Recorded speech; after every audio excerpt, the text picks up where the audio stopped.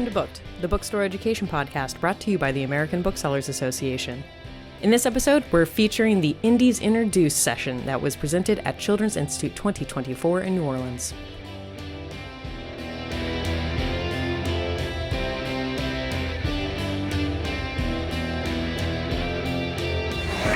Welcome to Indies Introduced. My name is Jess Stauffer. I'm the program manager at ABA.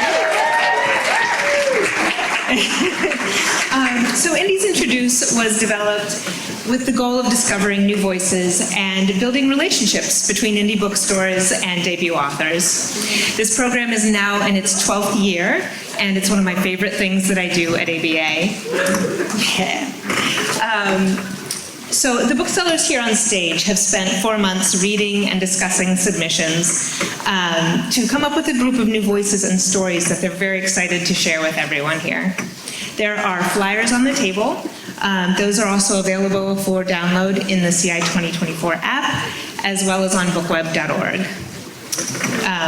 You will hear a little bit more from the booksellers in a minute about the whole process. And if it's something, booksellers, that you think sounds interesting, feel free to email me. I keep a list of potential readers for future seasons. Would love to have as many of you as possible. Also, there is one author who is not with us today. Johanna Taylor is not with us in New Orleans, but the digital review copy of her book, The Ghost Keeper, is available on Edelweiss for download. We are lucky to have 9 of our 10 authors here today. We're so excited to hear from you all. And now I'm going to turn it over to Holly Weinkauf, the chair of this season's kids panel. All right. Hey, thank you, Jess.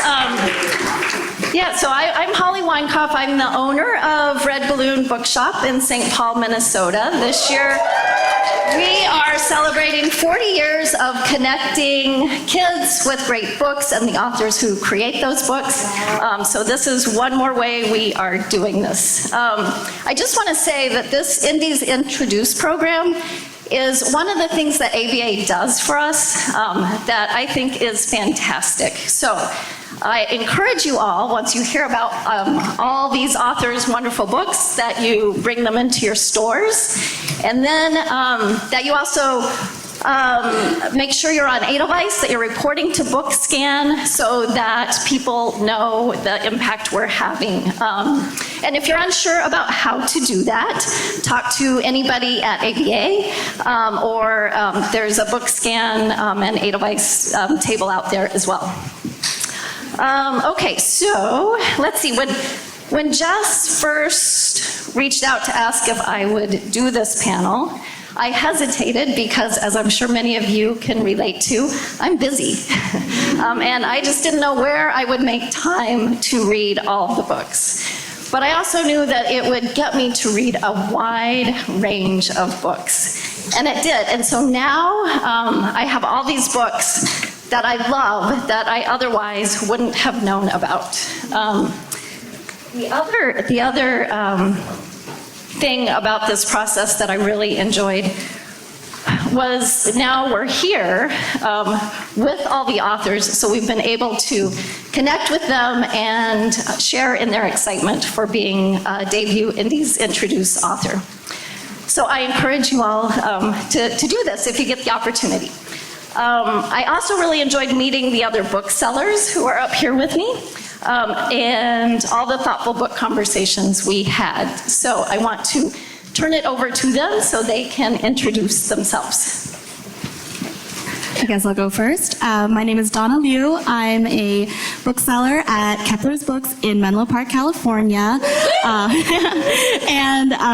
So just to say a little bit about the process and what I love. Yeah. Thanks, Donna. Yeah, also tell us something you enjoyed or something that surprised you. Okay, great. Well, I think the number one thing that surprised me in this process was how it kind of like hacked my brain and hacked my reading. I've always heard the whole like read 50 pages and then you'll get a good sense of it. And I was like, I need to read a whole book. And I really think it got me to really get a grasp of a book early on and know whether or not it was worth it for me personally in that moment to continue. And I just, again, I agree with Holly. I read so many great books, ones that didn't make it on the list. And I guess my number one surprise was just, I don't know, how much fun I would have. I knew it would be fun, but it was just how much fun was kind of impressive. I'm Lily Taliaferro. I am the Kids Buyer Manager at Eagle Harbor Book Company on Bainbridge Island, Washington. I think one of my favorite parts about this whole process was just getting to nerd out about all these different books every other week with people from all across the country and different sort of store models, different sizes, getting to see what people were loving, the pieces that maybe I didn't pick up on in a book, and then was like, oh wait, now I have to go back and read all of it again. So that was really fun. Hi, I'm Aimee Widener from Changing Hands Bookstore in Phoenix, Arizona. Thanks.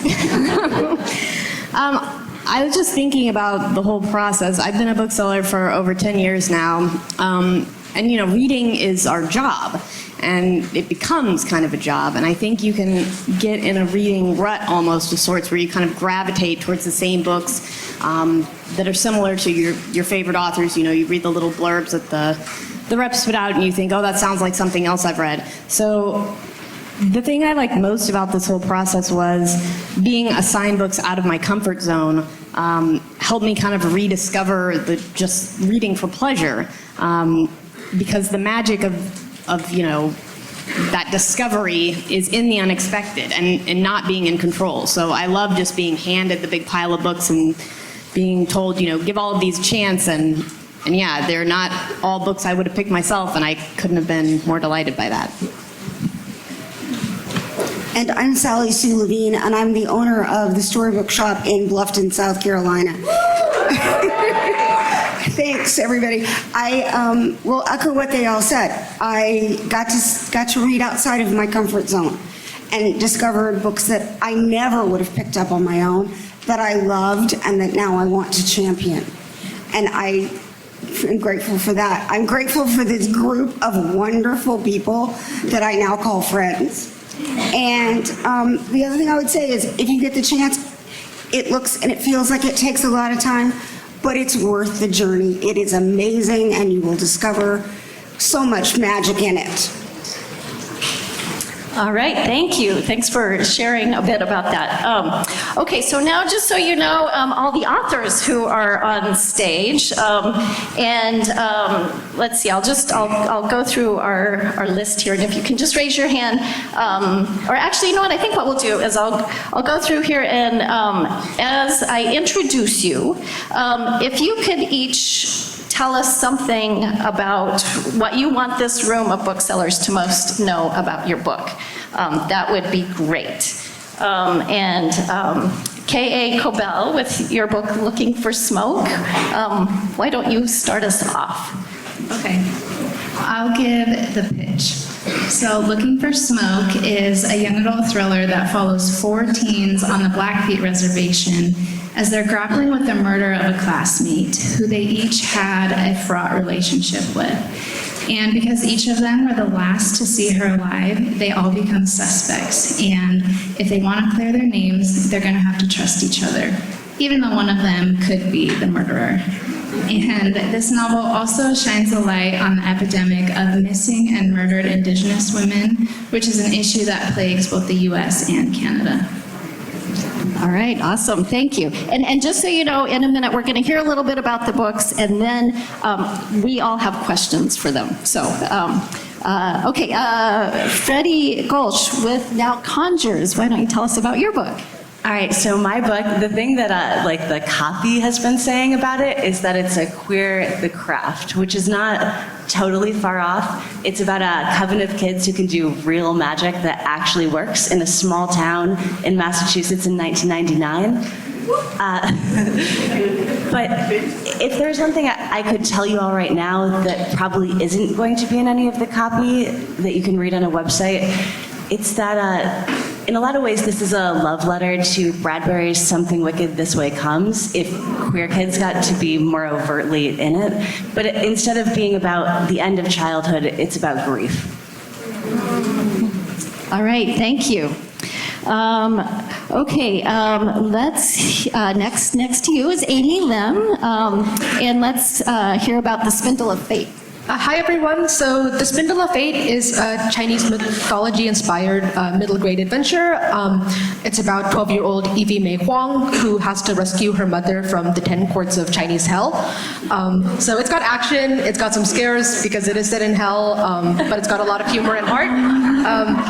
I guess the one thing I would like to tell you is BCCB describes it as if Pixar made a horror movie, and I don't think I can sell it any better than that, so there you go. All right, awesome, thank you. And I'm just realizing, you all got yourself in order. You guys are awesome. Okay, next is Daisy Garrison with 6 More Months of June. Hi, I'm Daisy, and 6 More Months of June is it's like a coming-of-age story about the last month of high school, and it's definitely like a first love story, but it's more so just about growing up, friendship, and like kind of grappling with the amount of an effect that a person can have on you, and then still kind of figuring out who you are, independent of and because of all of that. Yeah. All right, wonderful, thank you. So Oh yeah, go ahead, John. John Cochran with Breaking Into Sunlight. So my book is a middle grade book about a child facing his father's addiction, and it's rooted in my own family experiences. Like the boy at the center of the book, I've watched people I love struggling with addiction and felt powerless to help them. It's honest because kids who are facing this need to feel seen, to know they're not alone. And because I also wanted kids and grown-ups around them to understand the dynamics of addiction in families, because these kids really need the understanding and support of people around them. And they also need hope, so ultimately the book is good news. It's set in eastern North Carolina, which is a part of the world I love, in the summertime, and it's on a Blackwater River. It's on a Blackwater River that the main character explores with a couple of new friends, Meg and Charlie, who he finds out need his friendship as much as he needs theirs. And that's ultimately what the story is about. It's about the power of friendship to help us find our way forward to the good lives we deserve despite pain and loss. All right, thank you, John. And next to John, we have Josh Gazzara with, get ready for this title, The Great Cool Ranch Dorito in the Sky. Hi, everybody. I like to describe The Great Cool Ranch Dorito in the Sky as a fun book about grief. And to me, that was the magic trick. Like, can I pull that off? Can I write a book that people will really enjoy reading and but still tackle this really challenging subject matter? But it's also very much a book about love and about how family and even found family, it can be transformative. And the pitch is, you have a 16-year-old male protagonist, Brett, who is struggling to accept he's afraid of what's going on with his adoptive mother, who has been diagnosed with cancer, and her illness is terminal, and he is, funneling all of this anxiety and fear into an escalating eating disorder. He's binge eating, and when his food journal that his counselor is asking him to keep, when that gets into the wrong hands and becomes public, he can no longer hide behind his fictions, and he has to start facing his real life narrative, as hard as that may be. And the way he finds his way through that is through friendship, and especially friendship with an unexpected source, a girl at school, Mallory, who seems to know a lot more about Brett's issues than he does. And maybe through those friendships, he'll be able to face the most unfathomable loss bravely. And it's very much an anti-diet culture book, anti-fat phobia book, very much a body liberation book, and those are the things that I think are important to know about it. All right. And actually, now we're going to come back over this way and hear from G. Heron Davis about the book, The Lonely Below. That's my emotional support human. Hi, I'm G. So The Lonely Below is a middle grade horror mystery, kinda, about this little girl named Eva who is new in school because her grandmother passed away, so her parents kind of have to go deal with that, and she's kind of left behind a little bit. And it's basically her trying to deal with grief while also dealing with, ghosts at this new school, which is a lot. So she's not really sure what's kind of the ghosts and what's just sort of, her own feelings, really. I think what is important to know about this is that Eva is autistic, and there's not a whole lot of representation about autistic kids in general, but like autistic Black kids is just like unheard of. And as an autistic Black kid, I felt it was important to, put that out there. So. Yeah, thank you. All right. Okay, now we're going to go to Stephen Banbury with The Pumpkin Princess and the Forever Knight. Hi, this is coming through all right? So what I'll say about Pumpkin Princess and the Forever Knight is early on, an editor told me the book smells like straw. And that's been my favorite note and compliment to this. I don't know if she meant it as a compliment, but that's been my favorite thing I've heard to this day. And I say that because it was always meant to be an ode or a love letter to kind of the feelings of autumn, that sense of life getting colder yet weirdly more cozy at the same time, darker yet more colorful, eerie but way more fun. And that sense of family belonging and love that tends to grow around that season. And that love and kind of family was always what was going to be at the heart of Pumpkin Princess to me. So I guess what I'd like people to know is this story about, an orphan finding her family.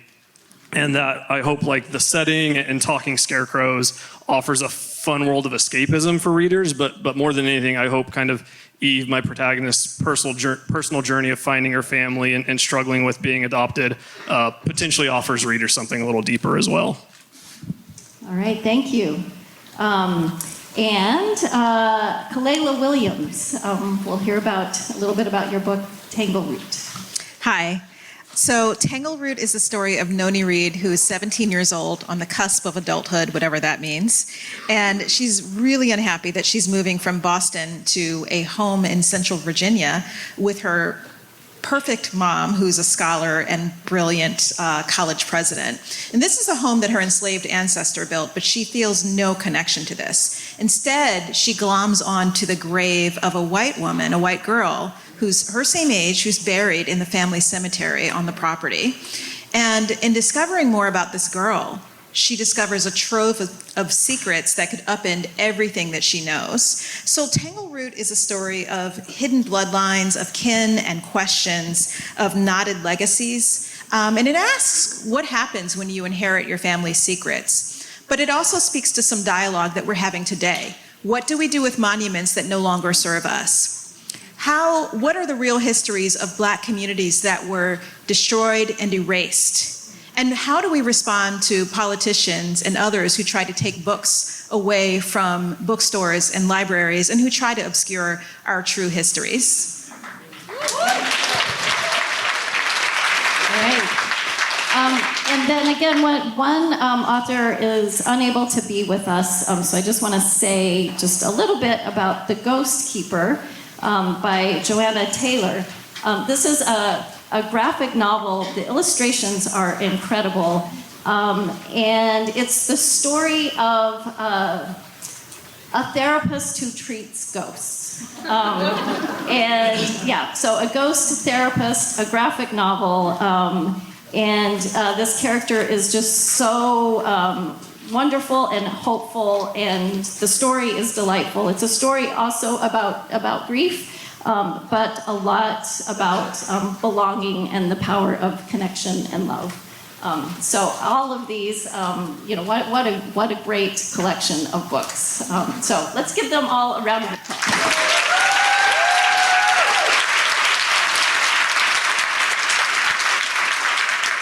And I'm going to hand it over to Sally Sue, who has a question for K.A.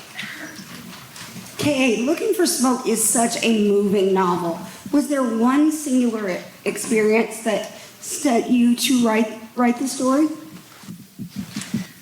Looking for Smoke wasn't inspired by any singular event. I first started writing Looking for Smoke because I wanted to write Blackfeet characters into a book.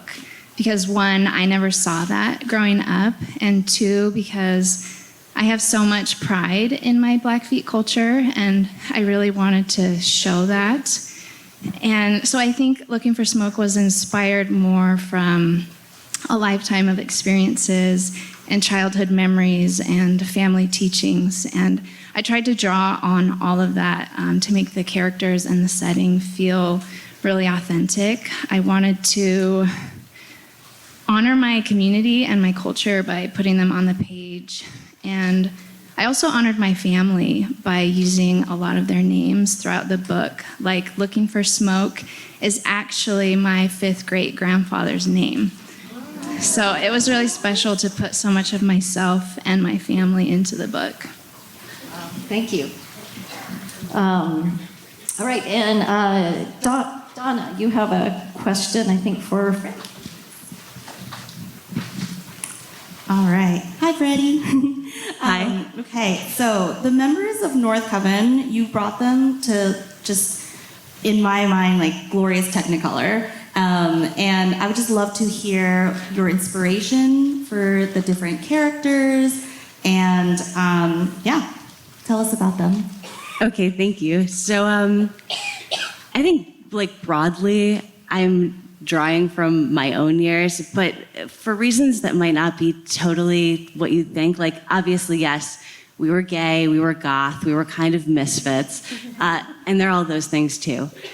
But really, there's this quality that a lot of teenagers, specifically, or adolescents have when they're exploring themselves, of or a way that adults respond to them, where they almost treat kids like they're an embarrassment. Especially the kids you don't like. They don't do the right things, they don't say the right things, they're awkward, they don't look that good. And even really loving adults will respond to them as if they're afraid that the adolescents will be embarrassed in an adult way, instead of just letting them, make what I wouldn't class as mistakes, but explorations. So I wrote this for everyone like me who was a little bit embarrassing and grew up to be like a kind and loving person anyway. Thank you. Okay, and now back to Sally Sue, and you have a question for Aimee. Good afternoon, Aimee. So you wrote the most fantastical underworld, and I just was wondering, which level did you love writing the most, and why was it your favorite? First of all, I love this question. So for some context, the Chinese underworld is in 10 levels or courts. And I think I first should mention that everything that we see in the Spindle of Fate in Hell is drawn or inspired by something from an existing Chinese source. My favorite is probably the 7th court, which is the Tower of Looking Home. So it's a tower where the dead are they're seeing their hometowns, their families, and I think it's so interesting because it doesn't really sound like torture, but you're seeing, your family has fallen into ruin, your granddaughter's married some loser, so it's kind of funny, but I think it's interesting where, one, I think I like it because it's kind of a more psychological, torment, but I think also it does speak to something about the themes of the book, about, how even after people are gone, you are still, that connection lingers on, so. All right, great, thank you. Let's see, I'm going to hand it over to Aimee, who has a question for Daisy. Hi, Daisy. I was telling a friend how well drawn your characters are, how reading your story made me feel like I was in a teen rom-com. You really nail the dialogue, the anxiety is that on the cusp of something bigger feeling that hits you senior year.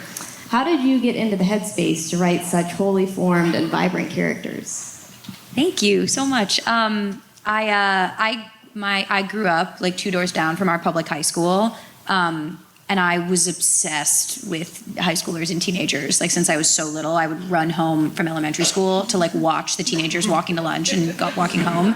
And I felt about like the graduation day in my town, the way kids feel about like Christmas. Like they would shut down our street and everyone would try to catch a glimpse of the seniors. And so I've always been obsessed with that period of time. And yeah, I knew that I wanted to write a book about high schoolers, and I know that like tropes and like kind of classic high school cliches are, you kind of can't write a book or talk about this kind of book without all of them, and you can't really sell a book without talking about them. And so I tried my best to be aware of and to use those different kind of classic labels to the extent that the kids in the book would be kind of grappling with them and having to deal with them because they're in high school. And then also to subvert them as much as possible, hopefully. Just because as I got into the story, I came to like love the people I was making up and sort of wanted more for them, if you will. All right, thank you. Okay, now it's my turn to ask a question. So this is a question for John. In his book, I loved every single one of the characters. And I loved how you brought me into their emotional space as they each navigated heartbreaking situations. Right now, we don't have time to talk about all the wonderful characters in his book. For now, can you just tell us a little bit about Reese and what your inspiration and process was for creating him? Yeah, thank you very much. So probably 75% of the work of revision from first to final was working on Reese and trying to get into his head and trying to bring his voice forward. And a big guide for me in doing that was something called the 7 C's. Which were developed by a guy named Jerry Moe, who works with kids who are dealing with addiction in their families. And I mentioned it in the author's note. And do you mind if I rattle them off? The 7 C's are, I didn't cause it, I can't cure it, I can't control it. But I can take care of myself by communicating my feelings, making healthy choices, and celebrating myself. And that really told me where Reese begins in his journey, where he's at when the story begins, and it tells me where he's going. And in the beginning, he is, in a kid-sized way, he's very much trying to control his dad's addiction, trying to cure his dad's addiction. And he's not communicating with anyone. He's completely shut down because he's so afraid and so ashamed. It's, his journey is internalizing those lessons, and that's where the good news of the story really lies. And then another big piece of it, my son and his friends were about the same age Reese is when I was writing the book. So I was listening to the voices of 12 and 13-year-old boys and, watching them. And I don't think it's true for every writer, but for me, I came from journalism. It's a sort of second act. Journalism is very much, my brain is wired, it's very much based on observation and fact gathering. And I think so it was important. I don't know that I could have written Reese realistically until I was living with a 13-year-old boy. So that was helpful. Yeah, great, thank you. All right, Aimee, you have a question for Josh. Hi, Josh. Hi. So often in YA lit and movies, we see girls navigating insecurities, body shaming, mental health struggles, friend drama. I love seeing these issues from a teen guy's perspective, especially one as thoughtful as Brett's. What inspired you to write about these topics and share Brett's story? Thank you, Aimee. I think the answer is twofold.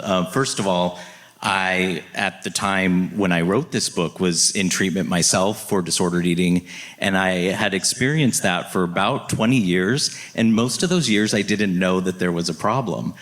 Boys don't talk about these issues with their bodies as openly as girls do, and it kind of took a pretty intense escalation of that behavior for me to recognize that I needed to seek help.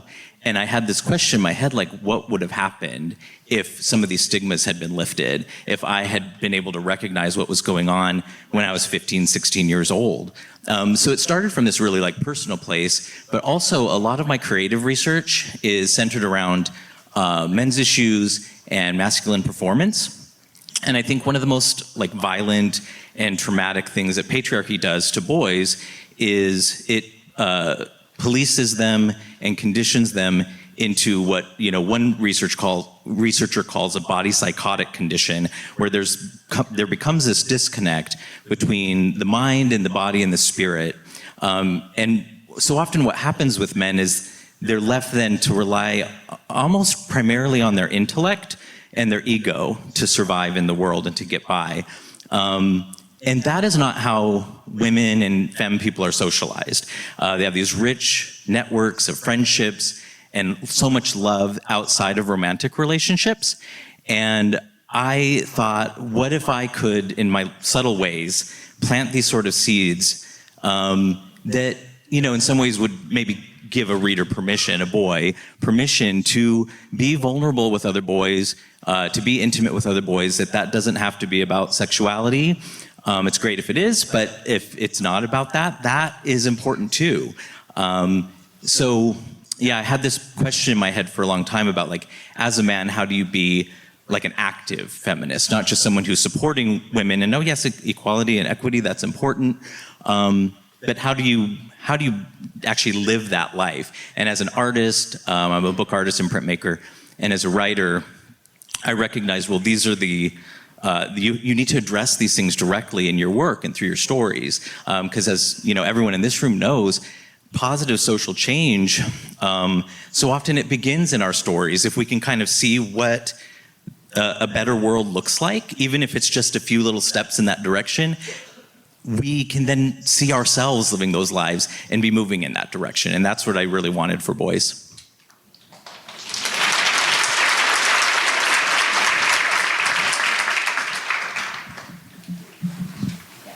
Yeah, go ahead, Donna. All right, I have a question for G, which is The Lonely Below is so satisfyingly spooky. Like, I scared myself silly reading it. How did you balance the very real and dark history you touched on with the supernatural elements, and was it tough to do so for a young audience? Hi. Happy Festa. Happy Festa. So for me, I feel like the darkness and like the dark history was kind of like one and the same, really. And I think that's kind of something that is true for a lot of Black people and like other marginalized people. Like, everything that has happened to us within America has been a mess, basically. And so, like, a lot of the times you can sort of dig into like family history, but also just like cultural history. And, it kind of intertwines all of these supernatural elements as well.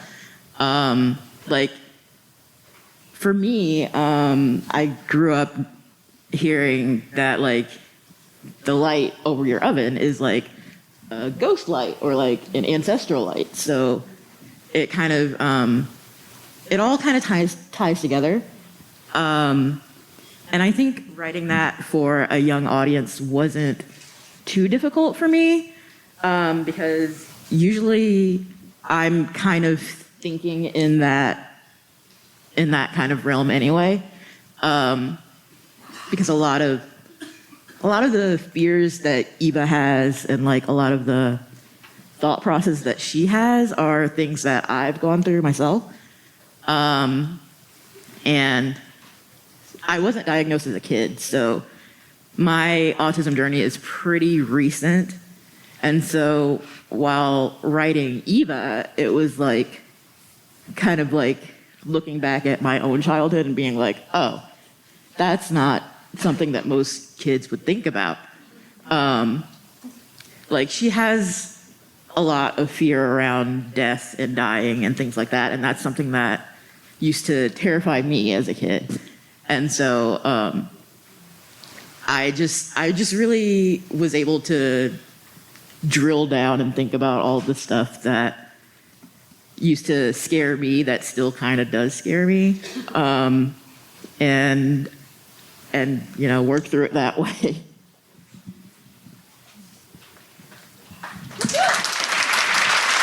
Yeah, thank you, G. Okay, and our last two questions, Lily is going to ask. Hi, this is a question for Stephen.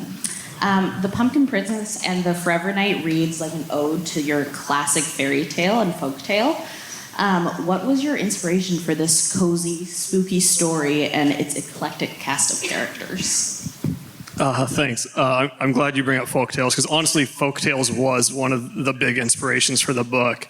There's something I've always loved about legends and old lore, and the fact that they always feel like dirty and earthy and grounded while also being magical and different. And it was that same mix that had me so excited to write Pumpkin Princess, because the world felt darkly mysterious and intriguing and unique in my head, and because I knew what we were going to experience through Evelyn, my main character, I knew it was also grounded in real palpable emotions. She's a living girl that's adopted by the Pumpkin King and brought to the land of the undead, and she starts experiencing belonging and being new to a place while also being new to a family for the first time and new to being a daughter to the first time. And there's a lot of emotion there that I think grounded kind of the more surreal, fun setting. And when it came to kind of fine-tuning that world around her, I selfishly wanted it to be a place I'd personally want to spend a lot of time, knowing I was going to be spending a lot of time writing it. And that's where it quickly became that love letter to autumn I was talking about earlier. At one point I even said, if fall was a theme park, what would the rides be? And then I themed my chapters off those rides. So, like corn mazes and haunted forests and creepy houses. I read a lot of farmers' almanacs for the lore. They're amazing. If no one's ever read a Farmer's Almanac, I highly recommend it. I also play a lot. I play too much of a cozy farming video game called Stardew Valley. Oh, I love everyone here so much right now. And then my grandparents are Portuguese, and they've grown up farming, and farming's in our DNA. And a lot of the random stuff that feels made up about farming in the book comes from my grandfather, like swearing at basil. But honestly, I think what really inspired me beyond the folklore side of it and the lore side of it was Eve's relationship with Evelyn's relationship with her adoptive father, the Pumpkin King. Them getting to know each other, them hugging for the first time, them having this normal father-daughter dynamic, but in the most unnormal way possible, had me so excited. And it's a story that's continuing in a sequel in book 2, and watching it and writing and watching their relationship grow right now is so fun. And that's what's inspired me this whole time, is them growing as a father and daughter and family. Thank you. So my last question is for Kalela. While reading Tangleroot, you can tell there was an immense amount of research that went into it. What was your writing process like in terms of research and honing in on that importance of ancestral history? Thank you for the question. And first, it is so hard to follow because everybody's responses have been so profound and exhilarating and meaningful. So I'm so grateful to be up here with these amazing minds. So as far as the research for Tangleroot, yes. Tangleroot gets into the heads. We see the diary entries of the enslaver who is buried on the property, and we hear her voice. We also hear a narrative that was given to sort of think about the WPA, the Works Progress Administration. There's a sort of fictional WPA in this where we have some people who are recording the stories of formerly enslaved people. So we have the voice of someone who is formerly enslaved, and this documentation was taken in the late 1800s, I believe, if I'm remembering right. It's been a minute. And it was hard getting into these voices. I think getting into the voices of the person who is formerly enslaved, I had to read a lot of, it's really hard to get. We've got the WPA narratives, but I also read voices like Rosetta Douglas, who's the daughter of Frederick Douglass. I found her letters at the Library of Congress, and they're digitized, so anybody can look at them. And some of the letters of her brothers. Emily Davis, who was a free woman living in the 1860s in Philadelphia, who left behind diaries, really short snippets, but there they are. Charlotte Fortin, another black woman who was living in the Philly area and also in South Carolina, in Beaufort, actually. She left behind diaries. Harriet Jacobs. And even looking at the Hannah Crafts, who was who wrote a fictional book, but just looking at that, getting the voices of black women who would have lived around this time. writing from the perspective of an enslaver was tough. That was tough. It is tough to humanize someone, and you have to. Otherwise, it's not fair.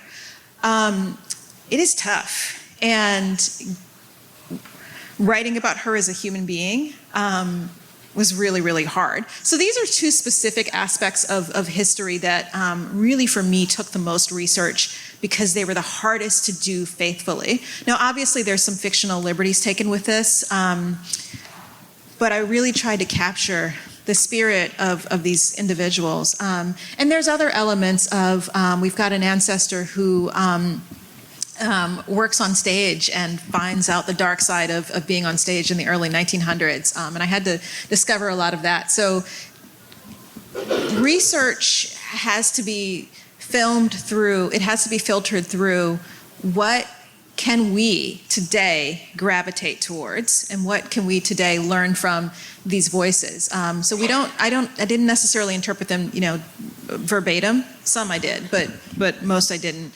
But I wanted something that my readers could cling to, that they could discover about themselves in the voices of these people. Because as I'm going through and looking at all these letters and primary sources, I'm discovering about myself too, and I'm really learning elements of the past that are hard, but that are incredibly, incredibly important and say something about who we are. Awesome, thank you. And I'm going to turn it back over to Jess for our next instructions, but I also just wanted to acknowledge that there are also two other booksellers who could not be here today with us, so I want to thank them, Chromiclia from Solid State in Washington, D.C., and Katie, and I'm forgetting their last names, sorry, from McLean and Aiken in Michigan, right? Okay. So I want to thank them as well, because they did a lot of work along with us. And again, let's thank all of these authors for giving us all these great books to share with our readers.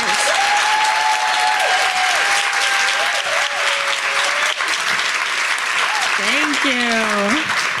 Thank you, everyone, for being with us, to our booksellers for all your hard work, to our authors for sharing your books. The authors are going to sign now, most of them next door, so you're going to go out these doors and around. Stephen Banbury will be signing at the evening reception later this evening, and come get some books signed, y'all. Thank you so much. Have a good rest of your day.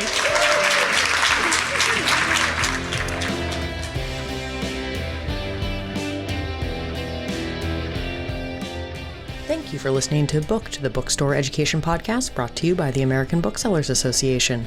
Don't forget to subscribe to the show on your favorite podcast app.